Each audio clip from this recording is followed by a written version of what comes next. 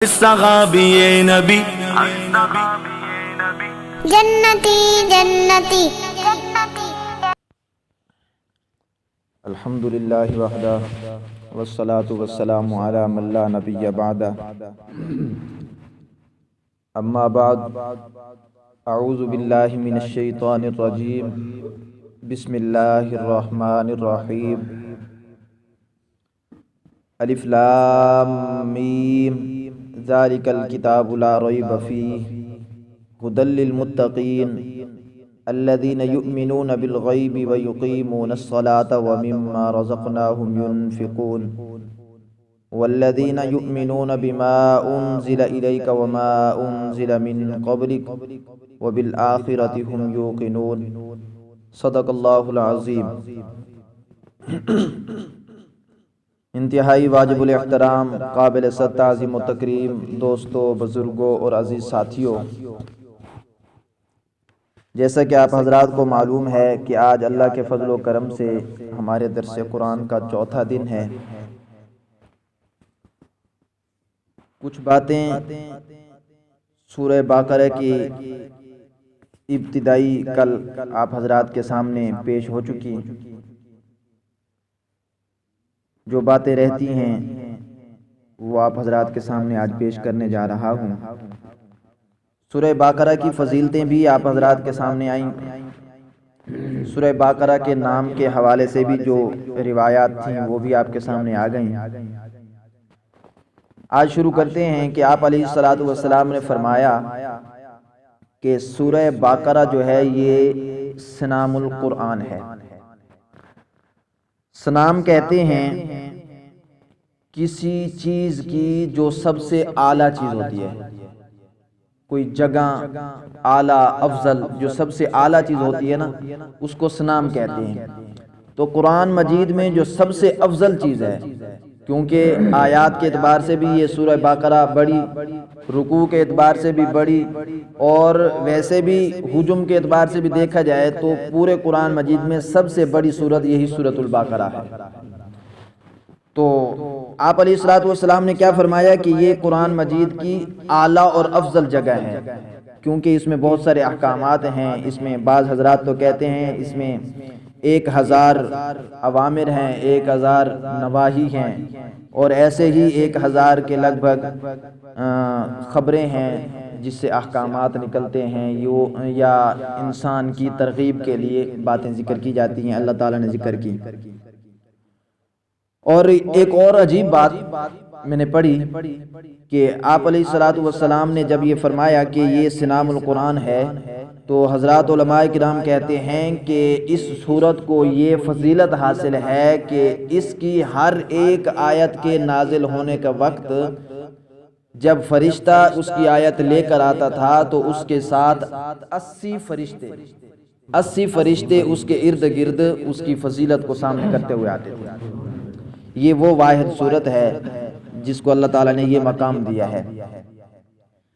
تو باقی رہی بات کہ اس آیت کو شروع کیا، سورت کو شروع کیا الف لام میم سے، تو الف لام میم کیا ہے اس کے بارے میں بھی صرف کل میں نے آپ کو اس کی برکت کے حوالے سے بات کی تھی۔ آج اس میں جو الف لام میم کے جو اقوال ہیں علماء نے ذکر کیے ہیں، بعض حضرات نے کہا کہ الف لام میم یعنی حروف مقطعات جن صورتوں کے شروع میں ہوتے ہیں انہی صورتوں کا وہ نام ہوتا ہے۔ مثال کے طور پہ تقریباً قرآن مجید میں 29 جگہیں ایسے ہیں جہاں پہ یہ حروف مقطعات ہیں، الف لام میم، الف لام میم صاد، الف لام را، یہ تقریباً سارے 29 جگہوں پہ 29 صورتوں کے شروع میں یہ حروف مقطعات ہیں۔ تو علماء کہتے ہیں کہ یہ صورتوں کے نام ہوتے ہیں، لیکن یہ بھی صحیح نہیں ہے۔ بعض حضرات نے کہا کہ یہ اعداد ہوتے ہیں۔ نبی کریم صلی اللہ علیہ وسلم نے جب یہ سورۃ البقرہ یعنی الف لام میم کو شروع کرتے ہوئے یہود و نصارہ کے سامنے پیش کیا، تو یہود و نصارہ نے جب یہ سنا تو وہ ہنسنے لگ پڑے، اور کیوں ہنس رہے؟ آپ علیہ الصلوۃ والسلام کو کہنے لگے کہ ہم اس امت میں کیوں داخل ہوں کہ جس کی عمر کا لگ بھگ 70-71 سال بتایا جا رہا ہے۔ الف لام میم کا جو اعداد ہے وہ عام طور پہ 71 نکالا جاتا ہے۔ تو جب یہود و نصارہ ہنسے تو آپ علیہ الصلوۃ والسلام بھی مسکرا پڑے، اور یہ مسکرانا آپ علیہ الصلوۃ والسلام کا اس لیے نہیں تھا کہ یہ صحیح کہہ رہے ہیں، بلکہ ان کی جہالت کی وجہ سے تھا کہ دیکھو یہ کتنے جاہل ہیں، اتنی افضل ترین کتاب اللہ تعالیٰ نے عطا کی ہے اور یہ اس کو سن کر ہنس رہے ہیں اور اس میں اعداد نکال رہے ہیں۔ پھر انہوں نے پوچھا کہ کوئی اور ہے؟ تو آپ علیہ الصلوۃ والسلام نے جب دوسرے حروف مقطعات پڑھ کے سنائے نا تو پھر وہ خاموش ہو گئے اور وہ پریشان ہو گئے۔ آپ علیہ الصلوۃ والسلام نے پوچھا کہ کیوں پریشان ہو؟ کہتے ہیں اس لیے پریشان ہوتے ہیں کہ پہلے جو آپ نے ذکر کیا اس کا عدد 71 تھا، اور اب جو آپ ذکر کر رہے ہیں کسی کا 200 سے اوپر ہے، کسی کا 300 سے اوپر ہے، تو ہم پریشان ہیں کہ اس میں سے کس کو لے۔ تو میرے عزیز دوستو، آپ علیہ الصلوۃ والسلام نے یہ حروف مقطعات جب سنائے تو یعنی ان کی تذلیل کے لیے سنائے تھے۔ اہل لغت اور یہ جو اعداد کے ماہر تھے، اعداد کو شمار کر کے، اس وقت کیونکہ اعداد کا زمانہ تھا، لوگ شعراء تھے تو اعداد نکالتے تھے، تو آپ علیہ الصلوۃ والسلام نے یہ اس لیے ان کو سنایا تھا تاکہ تم یہ نہ سوچو کہ یہ شعراء کا کلام ہے، یہ لوگوں کا کلام ہے، یہ تمہیں الف لام میم ہی اکیلا کافی ہے، یہ بتا دے گا کہ یہ دنیا کا کوئی ایسا نہیں ہے جس کا کلام ہو، بلکہ اللہ تعالیٰ کا یہ کلام ہے، کوئی اس کا مقابلہ نہیں کر سکتا۔ امام بزاوی رحمۃ اللہ علیہ نے بھی یہی بات لکھی ہے کہ یہ اہل لغت کو ہیج کرنے کے لیے بتایا گیا تھا۔ لیکن جو تحقیقی بات ہے وہ یہ ہے کہ یہ مشتبہات ہیں اور یہ اسرار و رموز ہیں۔ حضرت ابوبکر صدیق رضی اللہ تعالی عنہ فرماتے ہیں کہ جتنی بھی اللہ تعالیٰ نے کتابیں نازل کی ہیں ان میں بعض مقام ایسے ہوتے ہیں جو اللہ اور اللہ کے نبی کے درمیان بھید ہوتے ہیں، راز ہوتے ہیں۔ تو چنانچہ یہی الف لام میم یعنی حروف مقطعات قرآن مجید کے ایسے راز ہیں جو اللہ اور اللہ کے رسول کے درمیان ہیں، کسی اور کو پتہ نہیں ہے۔ ہاں جس پر اللہ تعالیٰ کھول دیتے ہیں، واضح کر دیتے ہیں، ان کو پتہ چل جاتا ہے، جیسے علماء راسخین ہے، آگے سورہ آل عمران میں آئے گی بات۔ تو حضرت عباس رضی اللہ تعالیٰ عنہ فرماتے تھے کہ میں انہی میں سے ہوں کہ اللہ تعالیٰ نے میرے سامنے ان کے جو راز تھے، جو اسرار تھے، وہ اللہ تعالیٰ نے میرے سامنے کھول دیے تھے، اس لیے ان کو مفسرین کا سب سے بڑا کہا جاتا ہے، سب سے بڑے مفسر تھے۔ کوئی بھی مسئلہ قرآن مجید کو ان کے سامنے رکھا جاتا تھا تو وہ اس کو کھول کے رکھ دیتے تھے، اللہ تعالیٰ نے ان کو علم دیا تھا۔ تو میرے عزیز دوستو، یہ بات ہو چکی حروف مقطعات کے حوالے سے۔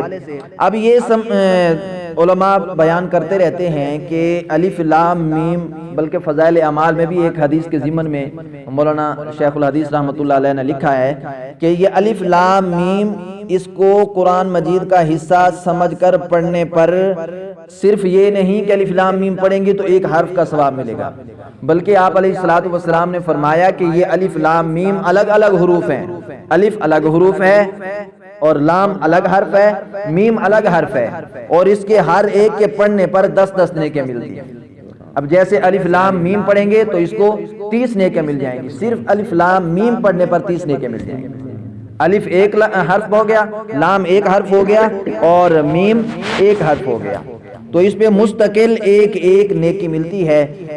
تو باقی رہی یہ بات کہ حروف مقطعات اس کی برکت کے لیے باقی لوگ کہتے ہیں کہ اس کو لکھ کر اپنی جیب میں رکھنے پر برکت ہوتی ہے، یا قرآن کیا کہتے ہیں ان کو لٹکا کر دکان میں لٹکا دینا، گھر میں لٹکا دینا، ان کی وجہ سے برکت ہوتی ہے۔